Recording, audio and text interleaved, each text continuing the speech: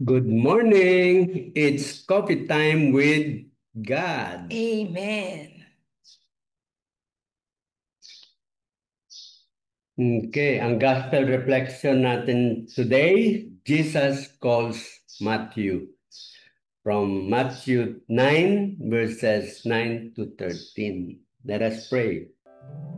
Come, Holy Spirit, I need you. Come, Holy Spirit, I pray.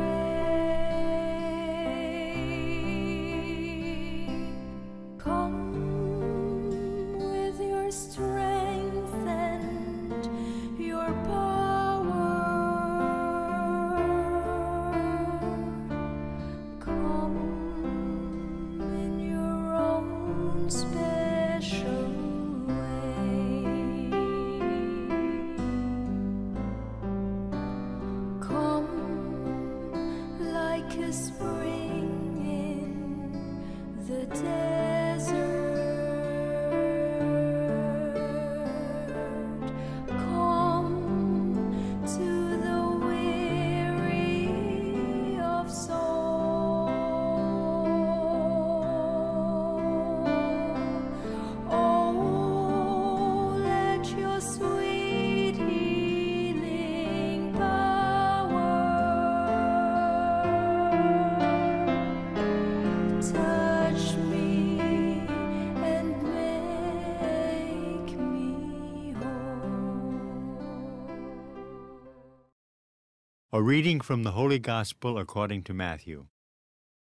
As Jesus passed by, he saw a man named Matthew sitting at the customs post. He said to him, "Follow me." And he got up and followed him. While he was at table in his house, many tax collectors and sinners came and sat with Jesus and his disciples.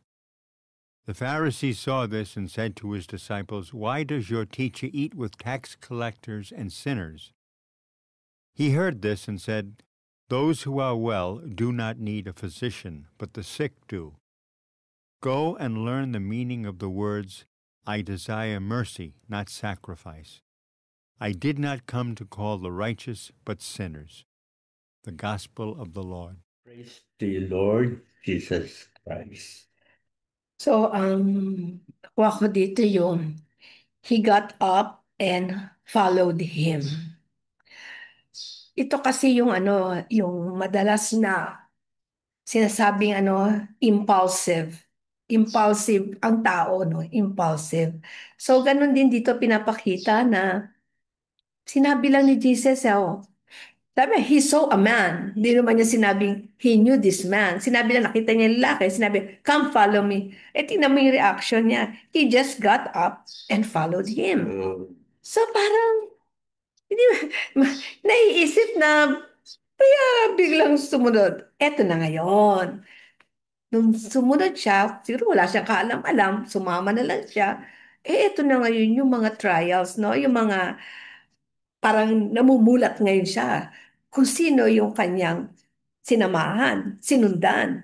Eh, biruin mo, sinabi ng mga, yung panahon, di ba, yung mga Pharisees, yan yung mga matataas, mga nag-aral talaga yan. Eh sinabi, bakit ba yung teacher ninyo sumasama sa mga tax collector, yung mga sinners, di ba? Tapos, syempre, iisipin ngayon ni Matthew, ba ako sumunod dito? Ganito pala tong taong to. Doon lang yun yung na-realize. Di ba? Pero tingnan natin sa mga susunod na verses, kasama si Matthew sa nagsulat ng Bible, di ba? Ang ganda talaga sa message mamaya, na ang ganda ng message dito kasi pinakita talaga dito yung na pwedeng mangyari na naman sa atin. Talaga, pinipilit talaga ni Lord intindihin kung sino siya, sino ang sinundan mo, at bakit. Yun. Amen. Okay, so sabi mo, he got up and followed him. Yung sumunod siya, parang naging impulse. Sunod agad siya kay Jesus. Nung sumunod siya, medyo nagkaroon ng konting problema.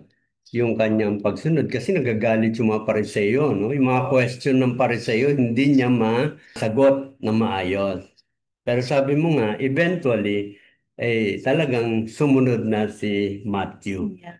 All throughout, naging Amen. disciple na siya ni Jesus. Okay. So, ang sa akin naman, yung I desire mercy. Tama ka, na-realize nga ni Matthew, mga makasalanan itong mga kasama ko, no? Pero ito naman yung um, tingin, dapat daw, sabi ni Jesus siguro, yung sabi niya, I desire mercy.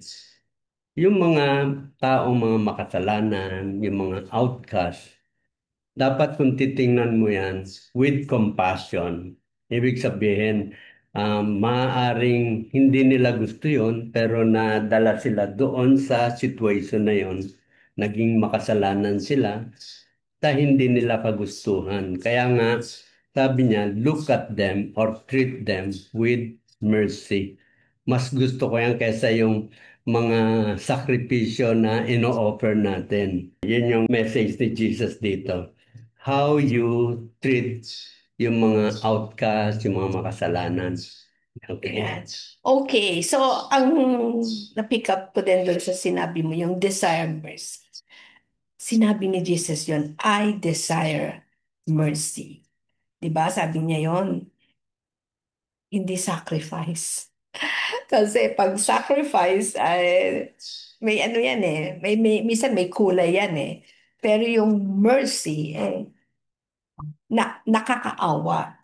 So, pinapakita dito, yung, sabi mo, yung reality ng mga tao talagang, talagang meron silang mga makasalanan, nakakaawa sila. So, pinakita rin dito yung ugali ni Jesus na talagang maawain siya.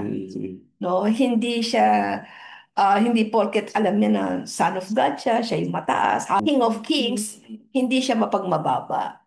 Yan. Amen. Tama yung sabi mo, no? Kailangan nagpapakumbaba ang tao doon. Di ba?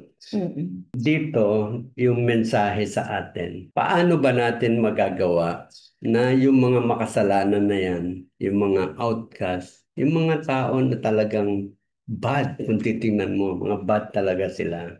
Para ma-treat mo sila ng ganon, you need to understand these people. Ito yung sinasabi ni Pope Francis, na huwag mong basta i-judge yan. Yeah. Huwag mo silang i-exclude. But let them be part of your community until such time na maunawaan mo bakit siya nagkaganon. Ang madalas kasi yung mga makasalanan na yan, yung mga outcast, ang madalas, kaya sila naging ganon, they are victims of circumstances, di ba? Yung bang hindi nila kagustuhan, parang nadala sila ron sa ganong situation na napilitan silang lumaban until maging kriminal sila. Yun yung ano, or sa kahirapan, lumaban sa kahirapan until talagang maging kriminal sila. Even yung iba, yung mga naka-experience na injustice, nag-revenge sila dahil talagang hindi nila nakayanan. Ito yung mga subject na sinasabi ng ating Panginoon. Kawawa naman sila if nobody would understand them and would treat them with mercy. Yon. Medyo mahirap yon, ano? Pero magtiyaga lang tayo, kapareho natin sa ating kapihan. Inclusive yan. Nobody will be rejected.